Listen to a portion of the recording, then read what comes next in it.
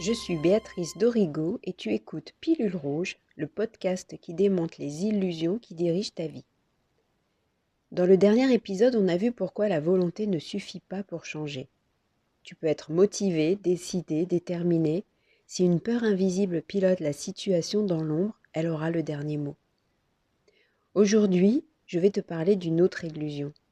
Celle qui ressemble tellement à du travail sur soi qu'on ne la voit jamais venir. Si je trouve la bonne méthode, si je découvre la bonne technique, si j'utilise le bon protocole, alors tout va se régler.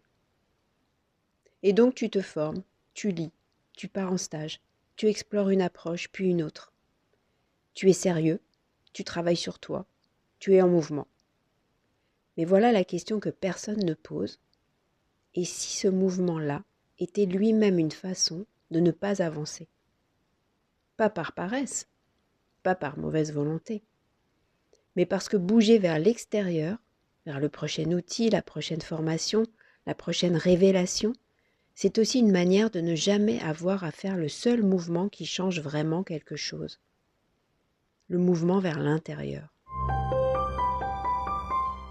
Je vais te raconter l'histoire de Nathalie. Nathalie a 47 ans et une séparation douloureuse derrière elle quand elle vient me voir pour la première fois. Elle a déjà tout essayé. La thérapie pour mettre des mots sur son histoire, le yoga pour retrouver de l'énergie, les livres sur l'attachement pour comprendre ses schémas, les stages pour souffler, se reconnecter à elle-même. Tout ça, c'est bien utile. Mais au fil de nos séances, quelque chose apparaît.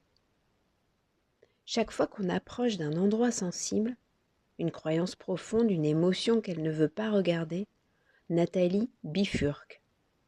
Elle cite un concept, elle évoque une technique, elle se souvient d'un stage. Ah oui, ça, je l'ai travaillé en EFT. Mon thérapeute m'a dit quelque chose là-dessus.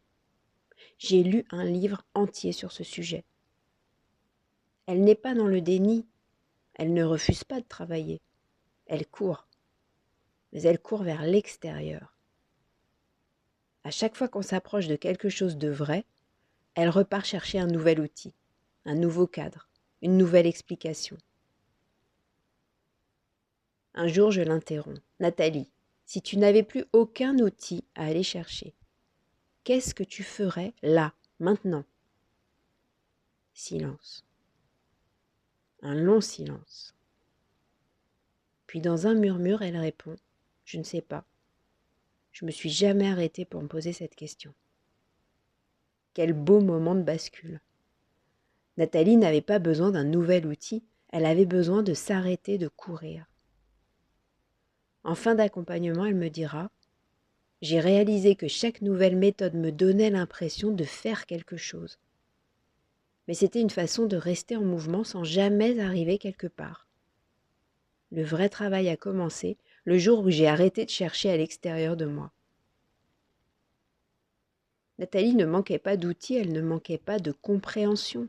Ce qu'elle avait construit sans le savoir, c'était un système très efficace pour rester en mouvement sans jamais descendre en elle. Accumuler des méthodes peut être une manière très élégante d'être occupé à changer, sans changer. Parce que chaque nouvel outil apporte quelque chose de réel, une prise de conscience, un soulagement, un élan, il n'est pas inutile. Mais il devient un problème quand il remplace le mouvement qu'on ne veut pas faire. Ce mouvement-là, il n'a pas de nom de méthode, il n'a pas de protocole, il ne s'achète pas en formation.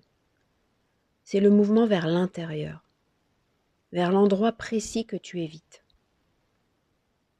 Et tant que tu continues de courir vers l'extérieur, vers le prochain outil, la prochaine approche, le prochain stage, cet endroit reste intact, bien protégé, dans l'ombre. Ce que vivait Nathalie a un nom en psychologie, l'évitement expérientiel. Le psychologue Stephen Hayes, fondateur de la thérapie ACT, Acceptance and Commitment Therapy, a passé des décennies à étudier ce mécanisme. Sa définition est simple. L'évitement expérientiel, c'est tout ce qu'on fait pour ne pas ressentir ce qu'on ne veut pas ressentir. Ce qui rend ce mécanisme particulièrement retors chez des femmes comme Nathalie, intelligentes, curieuses, engagées dans leur développement, c'est qu'il emprunte le costume du travail sur soi. La fuite n'a pas l'air d'une fuite. Elle a l'air d'une formation, d'un livre, d'un stage. Le cerveau est brillant. Il trouve des substituts qui procurent l'impression d'avancer sans jamais demander la seule chose qu'il évite, traverser l'inconfort réel. En neurosciences, ce phénomène s'appuie sur le système de récompense dopaminergique. Chaque nouvelle découverte, chaque nouvel outil déclenche une petite décharge de dopamine, la même que lors d'un achat impulsif ou d'un scroll sur les réseaux. Une satisfaction immédiate qui donne l'impression d'avoir progressé. Mais la dopamine récompense la recherche, pas la transformation. Imagine que tu veuilles traverser une forêt. Tu sais qu'il y a un chemin difficile en son cœur. Alors tu te procures les meilleures cartes, les meilleurs équipements, les meilleurs conseils. Tu es toujours prêt à partir, mais tu ne pars pas. Parce que se préparer à traverser n'est pas traverser. Et la forêt, elle attend. Il y a une autre mécanique en jeu, plus subtile encore. Quand on comprend quelque chose intellectuellement, le cerveau produit un sentiment de clôture. On a l'impression d'avoir réglé le problème, mais comprendre avec sa tête n'est pas la même chose que traverser avec son corps. Nathalie pouvait expliquer ses schémas d'attachement mieux que beaucoup de thérapeutes.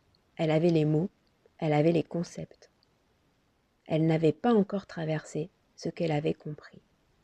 Les transitions de vie, séparation, reconversion, deuil créent une fenêtre d'inconfort particulièrement intense. L'identité se fissure, les repères tombent. Dans cet état, le besoin de contrôle augmente. Et apprendre, se former, accumuler des outils, c'est précisément une façon de retrouver le sentiment de maîtrise.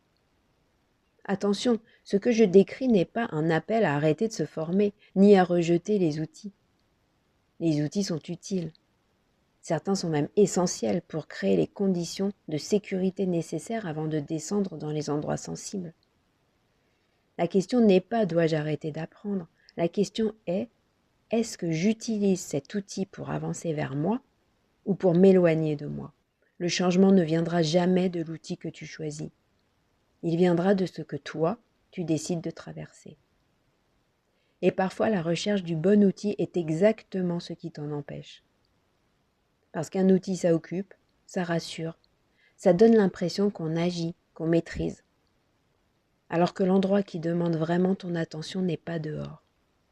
Il est là, juste là, à l'intérieur, à attendre que tu arrêtes de courir. Alors pour la pilule rouge du jour, une seule chose à faire. Complète cette phrase sans corriger, sans expliquer, juste ce qui vient en premier. Ce vers quoi je cours pour ne pas m'arrêter, c'est, à toi de compléter. Et ensuite, pose-toi juste cette question. Et si je m'arrêtais, juste une minute, qu'est-ce qui serait là? Dans le prochain épisode, on va regarder une phrase qui a l'air sage, presque mature. Une phrase que tu as sans doute déjà prononcée pour justifier une décision que tu repousses. Je ne me sens pas prêt. On croit que la clarté doit arriver avant de bouger, qu'il faut attendre un déclic ou un alignement parfait. Mais c'est une illusion qui te fait perdre tout ton pouvoir. Je vais te raconter l'histoire de Gwenaël et de son chat pour t'expliquer pourquoi tu n'as pas besoin d'être prêt, tu as juste besoin de voir. Si cet épisode t'a parlé, tu peux le partager à quelqu'un qui en a besoin. Et si une question te vient en écoutant ce podcast, pose-la. À chaque épisode, j'en choisis une et je la décortique dans un bonus. En attendant, garde tes illusions à l'œil et n'oublie pas de prendre ta pilule rouge.